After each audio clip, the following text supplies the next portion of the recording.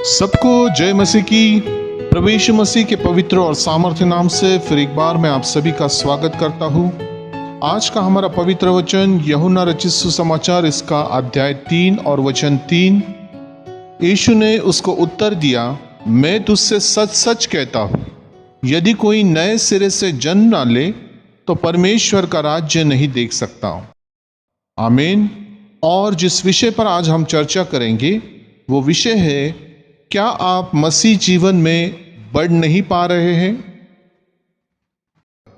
यहाँ पर एक सीधी सी बात से मैं शुरू करना चाहता हूँ। हम सब लोग जानते हैं कि प्रैक्टिस जो है वो मनुष्य को परफेक्ट बनाती है। इंग्लिश में उसे कहा गया है, प्रैक्टिस मेक्स मैन परफेक्ट। और मैं यहाँ पर एक खेल के उदाहरण से आपको समझाना चाहता हूँ। यहाँ पर चेस का उदाहरण हम लेते हैं। चेस सभी लोग जानते हैं कि ये चेस शतरंज, इससे दो लोगों के साथ खेला जाता है। उसमें हमारे साथ अपना ओपोनेंट भी होता है, यानी प्रतिद्वंदी। तो यदि आपको इस खेल में महारत हासिल करनी है, इसमें अगर आपको गोल्ड मेडल जीतना है, तो आपको किन किन बातों को करना आवश्यक होगा। मेरे ख्याल से यहाँ पर मैं 2-3 पॉइंट्स आपके सामने रखना चाह रहा हूँ। पहला है, आपको खेल के नियमों को समझना होगा। दूसरा है, आपके प्रतिद्वंदी के खेल का भी आपको अध्ययन करना होगा। और तीसरा सबसे महत्वपूर्ण है, वो है कि आपने जो खेल सीखा है उसका अभ्यास करना होगा, उसकी प्रैक्टिस करनी होगी, ताकि आप उस खेल में महारत हासिल कर सको। ये इसी का उदाहरण देते हुए मैं आगे आपको आत्मिक बातों की ओर ले जाना चाहता हूँ। आपके मन में एक सवाल अभी उठ रहा होगा कि यदि हम शारीरिक हैं, हम शरीर में रहते हैं, तो फिर आत्मिक बातों का जिक्र यहाँ पर क्यों किया जा रहा है? तो इस प्रश्न का उत्तर हम बाइबल से देखते हैं। मेरे साथ आप निकाले यूहन्ना की पुस्तक, इसका 3 अध्याय और वचन 3 और 7 के कुछ वचन हम देखते हैं। 3 से 7 के वचन हम देखते हैं। यीशु ने उसको उत्तर दिया, मैं तुझसे सच सच कहता हूँ, यदि कोई नए सिरे से ना जन्मे तो परमेश्वर के राज्य को नहीं देख सकता। निकोदेमस ने उससे कहा, मनुष्य जब बूढ़ा हो तो कैसे जन्म ले सकता है? क्या वह अपनी माता के गर्भ में दूसरी बार प्रवेश करके जन्म ले सकता है? यीशु ने उत्तर दिया, मैं तुझसे सच सच कहता हूँ, जब तक कोई मनुष्य जल और आत्मा से ना जन्मे तो वे परमेश्वर के राज्य में प्रवेश नहीं कर सकता। क्योंकि जो शरीर से जन्मा है वो शरीर है, और जो आत्मा से जन्मा है वो आत्मा है। अचंभा ना कर कि मैंने तुझसे कहा, तुझे नए सिरे से जन्म लेना आवश्यक है। यहाँ पर इस वचन में प्रभु यीशु मसीह इस बात को समझा रहे हैं कि यदि मनुष्य शारीरिक रीति से जन्मा हो तो भी उसे आत्मिक रीति से नया जन्म लेना अवश्य है। और ये 2 बार वो कह रहे हैं। और यहाँ पर ये भी कह रहे हैं कि जो आत्मा से जन्मा है वो आत्मा है, और जो शरीर से जन्मा है वो शरीर है। मतलब यहाँ पर मनुष्य के अंदर 2 बातों को हम देख रहे हैं, एक तो शारीरिक जन्म और दूसरा आत्मिक जन्म। और परमेश्वर कह रहे हैं कि यदि आपको परमेश्वर के राज्य में प्रवेश करना है तो आपको आत्मा में नया जन्म लेना अनिवार्य है, आवश्यक है। तो आइए हम आगे बढ़ते हैं। और यहाँ पर एक बात और जो हमें समझनी है कि परमेश्वर अपने समय पर मनुष्य के जीवन में सब कुछ पूरा करना चाहता है। वो सब कुछ जो परमेश्वर ने एक मनुष्य के लिए रखा है, एक विश्वासी के लिए रखा है, परमेश्वर एक नियोजित समय पर वो मनुष्य को देना चाहता है। लेकिन उसके लिए एक शर्त है। उसके प्लान को हमारे जीवन में पूरा होने के लिए हमें उसके अधीन होना जरूरी है, तभी ये मुमकिन हो पाता है। जब हम माँ की कोख से जन्म लेते हैं तो धीरे धीरे हम चलना, खाना पीना, बोलना सीखते जाते हैं, और उसी में हम बड़े होते हैं। हम उसमें कुछ सांसारिक और कुछ आध्यात्मिक बातें भी सीखते हैं। जब हम बाइबल पढ़ते पढ़ते उस पद पर आ जाते हैं जहाँ पर लिखा है कोई अपने आप को धोखा ना दे। यदि तुम में से कोई इस संसार में अपने आप को ज्ञानी समझे तो मूर्ख बने कि ज्ञानी हो जाए, क्योंकि इस संसार का ज्ञान परमेश्वर के निकट मूर्खता है। जैसे लिखा है, वो ज्ञानियों को उनकी चतुराई में फंसा देता है। ये जो पद मैंने पढ़ा है, ये पहले कुरिन्थियों 3 इसके 18 और 19 में से मैंने पढ़ा। इस संसार में ऐसे भी लोग हैं जो केवल एक सांसारिक ज्ञान या संसार की बातों पर ही ध्यान देते हैं, और उनके लिए वही जीवन की सच्चाई भी है। जब वो किसी समस्या में फंस जाते हैं तो उसका हल वो सांसारिक बातों में ही ढूंढते हैं, लेकिन जब उनको कोई हल नहीं मिलता तो वे परेशान हो जाते। वे समझ नहीं पाते कि क्या करें। कभी कभी तो वो आत्महत्या करने पर भी मजबूर हो जाते हैं। उनमें से जो लोग अपनी समस्या का हल बाइबल में ढूंढने का प्रयास करते हैं, और जब वो इस आयत के ऊपर आते हैं, जैसे कि हमने अभी पढ़ा पहले कुरिन्थियों 3 18 और 19 में, तो वो लोग अपने माँ बाप को मन ही मन कोसते हैं। वो इसलिए कि वो ये कहते हैं कि हमें बाइबल के विषय में जब हम छोटे थे तब क्यों नहीं बताया या पढ़ाया गया, क्योंकि जिस समस्या का वो सामना कर रहे होते हैं उसका हल या समाधान वो संसार की बातों से या अपने ज्ञान या बुद्धि से नहीं पा सकते।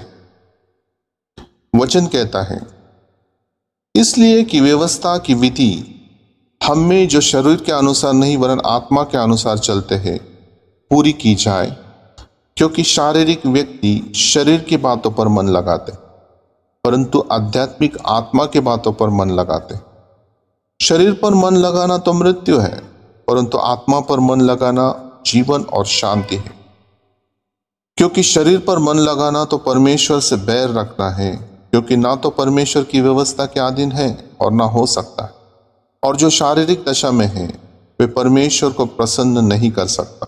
यहाँ पर साफ रीति से लिखा है कि शारीरिक व्यक्ति शरीर की बातों पर ही मन लगाता है, लेकिन आध्यात्मिक आत्मा की बातों पर मन लगाता है। और परमेश्वर किससे बैर रखता है, आप ये भी हमने इस वचन में पढ़ा। इसमें और एक वचन को मैं ऐड करना चाहूँगा, जो कि यूहन्ना 1 12 और 13 में लिखा है, परंतु जितनों ने उसे ग्रहण किया उसने उन्हें परमेश्वर की संतान होने का अधिकार दिया, अर्थात उन्हें जो उसके नाम पर विश्वास रखते हैं। वे ना तो लहू से, ना तो शरीर की इच्छा से, ना मनुष्य की इच्छा से, परंतु परमेश्वर से उत्पन्न हुए। ये दोनों जो वचन हमने अभी पढ़े हैं, ये दोनों वचन हमें एक नेक्स्ट लेवल पर ले जाने के लिए काफी इम्पोर्टेंट वचन है। जैसे यहाँ पर हमने देखा कि वचन कहता है कि जो ना तो लहू से, ना तो शरीर की इच्छा से और ना मनुष्य की इच्छा से, परंतु परमेश्वर से उत्पन्न हुए। और परमेश्वर, हम सब लोग जानते हैं कि परमेश्वर आत्मा है। तो जब हम परमेश्वर से उत्पन्न हुए, इसका मतलब अब हमारी पहचान भी एक आत्मिक और या आत्मा की पहचान हो गई। तो ये इन बातों से जो हमने ऊपर देखी और सीखी है, इससे हम इस निष्कर्ष पर पहुंचे हैं। यदि हम पूछे अपने आप से, अब ये सवाल यदि हम करते हैं कि हम कौन हैं, तो इसका उत्तर बहुत ही सरल होगा। इसका उत्तर होगा कि हम शारीरिक नहीं बल्कि आत्मिक है, और आत्मिक होने के लिए ही बुलाए गए हैं। हम एक आत्मा है। दूसरी बात जो हम इसमें सीखते हैं वो ये है कि हम शारीरिक दशा में सभी समस्या का हल नहीं कर सकते, और उसकी एक सीमा है। और तीसरी बात जो हमने यहाँ पर सीखनी है वो ये है, हमें आत्मिक बातों के नियम को सीखना और समझना होगा। और परमेश्वर नहीं चाहता कि आप शारीरिक रहो, यानी एक फर्स्ट लेवल पर ही रहो। ये परमेश्वर की इच्छा नहीं। एक समय तक जब हम छोटे होते हैं तो परमेश्वर का प्रेम, उसका हमारे लिए जो बलिदान है, फिर जो जी उठना है, ये सारी बातें हम समझ नहीं पाते। लेकिन जैसे ही हमारी समझ बड़ी होती है, हम परमेश्वर की बातों को समझना शुरू करते हैं, तो परमेश्वर हमें नेक्स्ट लेवल पर ले जाना चाहते हैं, ताकि हम वो काम कर सके जिसके लिए परमेश्वर ने हमें यहाँ पर रखा हुआ है, अपॉइंट किया हुआ है। बाइबल कहती है, पर तुम एक चुना हुआ वंश और राज पदाधिकारी, याजकों का समाज, पवित्र लोग और परमेश्वर की नीच प्रजा हो। इसलिए जिसने तुम्हें अंधकार में से अपनी अद्भुत ज्योति में बुलाया, उसके गुण प्रकट करो। हमें परमेश्वर के गुणों को प्रकट करना है। हमें जो टाइटल दिए गए हैं या जो मिले हैं वो है कि हम एक चुना हुआ वंश है, परमेश्वर का चुना हुआ वंश, एक याजकों का समाज है, हम एक पवित्र लोग और परमेश्वर के नीच प्रजा, यानी selected, the chosen ones of God, इसको हम कह सकते हैं। और परमेश्वर ने हमें अंधकार में नहीं बल्कि अपने अद्भुत ज्योति में बुलाया है। तो हमें कहा गया है कि हमको परमेश्वर के गुण प्रकट करना है। लेकिन सबसे बड़ी समस्या आज लोगों के सामने ये है कि वो अपने कंफर्ट जोन को छोड़ना नहीं चाहते। वो जहाँ पर है वहीं पर उनको रहना पसंद है। लेकिन परमेश्वर चाहते हैं कि हम अपने कंफर्ट जोन से बाहर आए, ताकि हम परमेश्वर के राज्य के लिए कुछ कर सकें। अब तक की बातों से आप ये बात तो समझ ही गए होंगे कि हम शारीरिक नहीं बल्कि एक आत्मिक जन है, एक आत्मा है। और जब तक आप इस बात का यकीन नहीं करते, हम आगे नहीं बढ़ सकते। मैं ये भी मान के चलता हूँ कि आपने पानी का बपतिस्मा लिया है और आप प्रभु यीशु मसीह को अपना उद्धारक मानते हैं। अब आपको आत्मा के नियमों को समझने के लिए पवित्र आत्मा को अपना नियंत्रण सौंपना होगा। पवित्र आत्मा आपके साथ है, आपके अंदर है। वचन से यदि देखें तो लिखा है, यदि तुम मुझसे प्रेम रखते हो तो मेरी आज्ञाओं को मानोगे। मैं पिता से विनती करूंगा और वो तुम्हें एक सहायक देगा कि वह सर्वदा तुम्हारे साथ रहे, अर्थात सत्य का आत्मा, जिसे संसार ग्रहण नहीं करता, क्योंकि वह ना उसे देखता है और ना उसे जानता है। तुम उसे जानते हो क्योंकि वह तुम्हारे साथ रहता है और वो तुम में होगा। यहाँ पर साफ रीति से वचन हमसे बात करता है कि वो सत्य का आत्मा, जिसे संसार ग्रहण नहीं करता। संसार क्यों नहीं ग्रहण कर सकता है? क्योंकि संसार के लोग सांसारिक रीति से सोचते हैं, देखते हैं और बातों को करने की कोशिश करते हैं, मतलब कामों को करने की कोशिश करते हैं। इसलिए वो उस पवित्र आत्मा को ना तो देख सकते हैं ना तो जान सकते हैं। लेकिन हमारे लिए कहा गया है कि तुम उसे जानते हो क्योंकि वो तुम्हारे साथ रहता है और वो तुम में होगा। और एक वचन देखते हैं रोमियो का 8:9, इसमें लिखा है, परंतु जबकि परमेश्वर का आत्मा तुम में बसता है तो तुम शारीरिक दशा में नहीं परंतु आत्मिक दशा में है। फिर एक बार यहाँ पर क्लियरली मेंशन किया गया है कि जब परमेश्वर का आत्मा हमारे अंदर है तो हम शारीरिक दशा में नहीं परंतु आत्मिक दशा में। यदि किसी में मसीह का आत्मा नहीं तो वो उसका जन नहीं। परमेश्वर का आत्मा जिसके अंदर नहीं है, बाइबल कहती है कि वो उसका जन नहीं। इन वचनों से हम यह स्पष्ट हो जाता है कि हम शारीरिक दशा में नहीं बल्कि आत्मिक दशा में हैं और पवित्र आत्मा हमारे अंदर रहता है। अब हमें आत्मा में बढ़ने के लिए और उसे ताकतवर बनाने के लिए किन किन बातों को करना है, किन किन बातों पर फोकस रहना है, ये हम एक एक करके देखते हैं। पहला सबसे इम्पोर्टेंट कि बाइबल के वचनों को पढ़ना होगा। सबसे पहली और सबसे महत्वपूर्ण बात यह है कि बाइबल के वचनों को हमें पढ़ना है, बाइबल का अध्ययन करना है, मनन करना है। अधिक से अधिक समय हमें परमेश्वर के वचनों में बिताना है। जैसे हमको ये वचन पता है कि जैसे जैसे हम सत्य को जानेंगे तो सत्य हमें क्या करेगा? स्वतंत्र करेगा। दूसरी बात जो इसमें हमें करनी है वो है, हमें वचन के अनुसार प्रार्थना के लिए समय निकालना होगा। अब प्रार्थना जो हमें करनी है तो कई प्रकार की प्रार्थनाएं हैं, लेकिन हमें जो प्रार्थना यहाँ पर पर्टिकुलरली जो करनी है वो वचन के अनुसार, वचन को लेकर हमें परमेश्वर के सामने आना है और वचन को परमेश्वर के सामने रखते हुए परमेश्वर की स्तुति आराधना करते हुए प्रार्थना करनी। अगर आप अन्य भाषा में प्रार्थना करते हैं तो और भी उत्तम है। अगर नहीं तो आप परमेश्वर से अन्य भाषा का वरदान मांगे, प्रभु आपको जरूर दे सकता है। अन्य भाषा यानी स्पीकिंग इन टंग्स, सबको ये मालूम है कि अन्य भाषा जो है ये हम सीधे परमेश्वर से वार्तालाप करते हैं, किसी और को ये बात वो भाषा समझ में आती नहीं। लेकिन ये जो है ये परमेश्वर से और हमारा और परमेश्वर का एक we can say direct contact है, जो कि जिसका माध्यम है स्पीकिंग इन टंग्स, अन्य भाषा में प्रार्थना। तीसरी सबसे इम्पोर्टेंट बात और जरूरी बात, अपनी आत्मा को हमें जगाना है और अपने आप को पवित्र आत्मा के हाथों में सौंप देना है।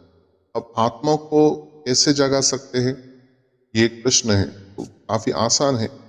आत्मा को जगाना मतलब हम आत्मा में प्रार्थना कर सकते हैं, प्रार्थना के द्वारा ये बातें हो सकती है। स्तुति आराधना के गीतों के द्वारा हो सकती है। जरूरी नहीं कि आप हर बार आराधना के गीतों को जो जोर से गाए या ऊंची आवाज में गाए। आप मन ही मन परमेश्वर की स्तुति आराधना कर सकते हैं। मन ही मन हम प्रार्थना भी उसी रीति से कर सकते हैं। परमेश्वर को हर बातों में आपको धन्यवाद देना है। हम कुछ काम कर रहे हैं या जो भी कुछ भी कर रहे हैं उसमें हमें परमेश्वर का स्मरण रखना है। परमेश्वर का स्मरण हमें हमेशा होना चाहिए। हर जो भी काम करो आप परमेश्वर को ध्यान में रखते हुए करो। चौथी और ये बात जो हमें जो सीखनी है वो है आत्मिक स्थितियों को बदलने के लिए वचनों का हाँ और आमीन में पुष्टि करना। आत्मिक स्थितियों को, जो स्पिरिचुअल रेम में जो भी बातें होती हैं वो हमारे शब्दों पर, हमारे विचारों पर निर्भर करती, हमारे विश्वास पर निर्भर करती। यहाँ पर यदि आप चाहते हैं कि आपके लिए स्पिरिचुअल वर्ल्ड में काम होना प्रारंभ हो जाए तो आपको उन स्थितियों को बदलने के लिए वचनों को हाँ और आमीन में पुष्टि करना है। मतलब इन शॉर्ट, जो वचन हमारे लिए परमेश्वर देता है, जो वचन हम जिस पर हम विश्वास करते हैं, उन वचनों पर हमें आड़े और खड़े रहना है। विश्वास में हमें कमजोर नहीं होना है। और जब तक वचन कार्य नहीं करता, जब तक वचन फल नहीं लाता है, तब तक हमें उसमें कंटिन्यूशन में, उस वचन में विश्वास में रहना है।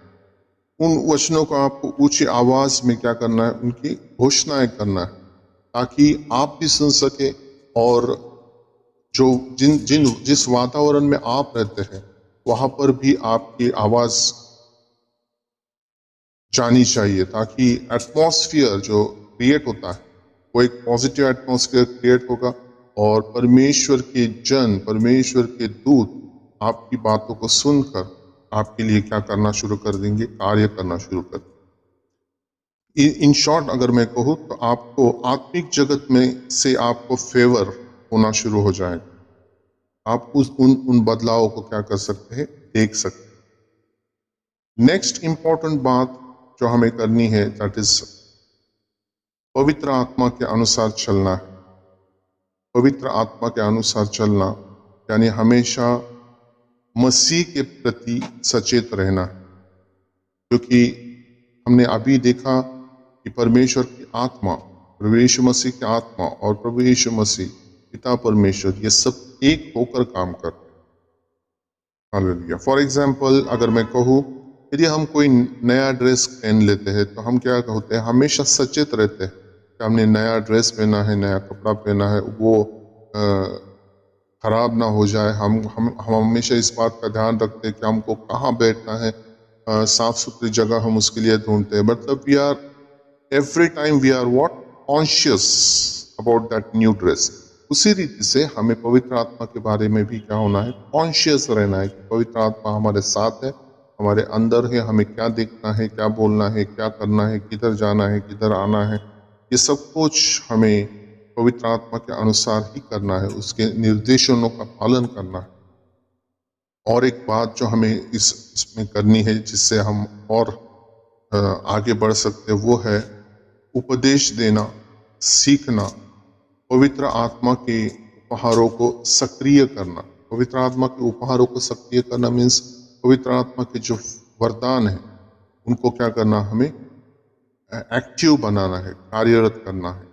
उपदेश देना यानी जब आपने जो भी परमेश्वर के वचन को सीखा है, जिस पर आपने मनन किया है, जिस पर आप खुद चलते हैं, उनका आपको प्रचार करना है। जिनको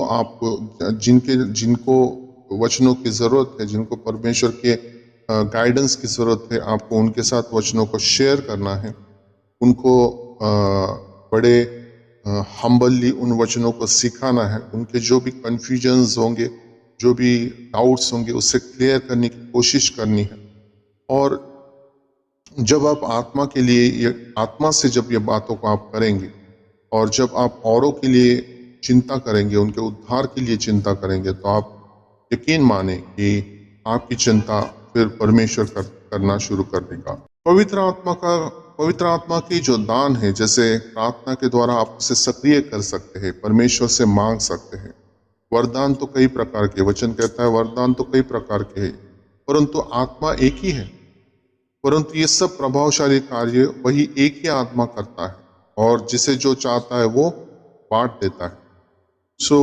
परमेश्वर का आत्मा जो आपके अंदर है, अगर वही आत्मा इन सारी वरदानों को देने के लिए सक्षम है और कैपेबल है, और आप जब परमेश्वर को वरदानों के लिए मांगोगे और आप जब परमेश्वर आपके अंदर देखेगा कि ये मेरे कामों को करने के लिए तत्पर है, रिस्पॉन्सिबिलिटी लेने के लिए हमेशा आगे रहता है, तो परमेश्वर आपको पवित्र आत्मा के वरदानों से भी नवाजेगा। Read God's word and practise your faith. परमेश्वर का वचन पढ़े और अपने विश्वास का अभ्यास करें, यानी फेथ को प्रैक्टिस में लाए। जितना अधिक आप अभ्यास करेंगे, उतना ही अधिक आप पवित्र आत्मा के कार्यों को प्रकट करने में निपुण होंगे। आइए हम प्रार्थना करें। पिता परमेश्वर, मैं धन्यवाद देता हूँ प्रभु इस पवित्र वचनों के लिए प्रभु परमेश्वर पिता, जिनके द्वारा आपने हमसे बातें की। प्रभु राजा, आपने प्रभु परमेश्वर हमें सिखाया कि हमें एक नए स्तर पर, आत्मिक स्तर पर कैसे बढ़ना चाहिए और उनके लिए कौन कौन सी चीज़ें करनी चाहिए और कौन सी चीज़ें नहीं करनी चाहिए। इसका मार्गदर्शन प्रभु परमेश्वर आपने अपने पवित्र वचनों के द्वारा हमें दिया है प्रभु परमेश्वर पिता। और लॉर्ड, आपके पवित्र आत्मा के द्वारा प्रभु आपने जो अगुवाई प्रभु परमेश्वर पिता मुझे की है प्रभु, उसके लिए भी प्रभु मैं आपको धन्यवाद देता हूँ प्रभु। इन प्रियजनों को प्रभु परमेश्वर पिता मैं आपके पवित्र हाथों में सौंपता हूँ प्रभु राजा। लॉर्ड फादर प्रभु परमेश्वर, इन्हें प्रभु यीशु मसीह के उस पवित्र जीवन में प्रभु परमेश्वर पिता एक नए स्तर पर आप लेके जाए प्रभु राजा। जो भी उनके रुकावटें हैं प्रभु राजा, जो भी प्रॉब्लम्स है प्रभु राजा, जो भी समस्याएं है प्रभु, वो आपकी पवित्र आत्मा के द्वारा उनके जीवन से यीशु के नाम से दूर हो जाए प्रभु राजा। और लॉर्ड फादर, उन्हें आपके गवाहियों के लिए प्रभु परमेश्वर पिता आप खड़ा करें प्रभु राजा। प्रभु परमेश्वर, सारी बातों में आपको आदर देते हुए प्रभु इस प्रार्थना को आपके बेटे प्रभु यीशु मसीह के नाम से मांगता हूँ। आप सुनिए और कबूल कीजिए पिता। आमीन एंड आमीन। मैं उम्मीद करता हूँ कि आज के पवित्र वचनों के द्वारा आपने बहुत कुछ आपके विश्वासी जीवन में सीखा होगा। और जो भी रुकावटें, जहाँ पर आपको ऐसा लगा कि ये हमारे लिए रुकावट पैदा कर रही है, तो मैं विश्वास करता हूँ कि ये वचन जो आज आपने ग्रहण किया है, उसके द्वारा आपको आपके सारे प्रश्नों के उत्तर मिल गए होंगे। इस वचन को अधिक से अधिक आप शेयर करें, और अगर आपने चैनल को सब्सक्राइब नहीं किया है तो उसे आप सब्सक्राइब भी कर ले, ताकि आने वाले वीडियोस आपके पास आसानी के साथ पहुंच पाए। आज के लिए बस इतना ही। सबको जय मसीह की। God bless you all.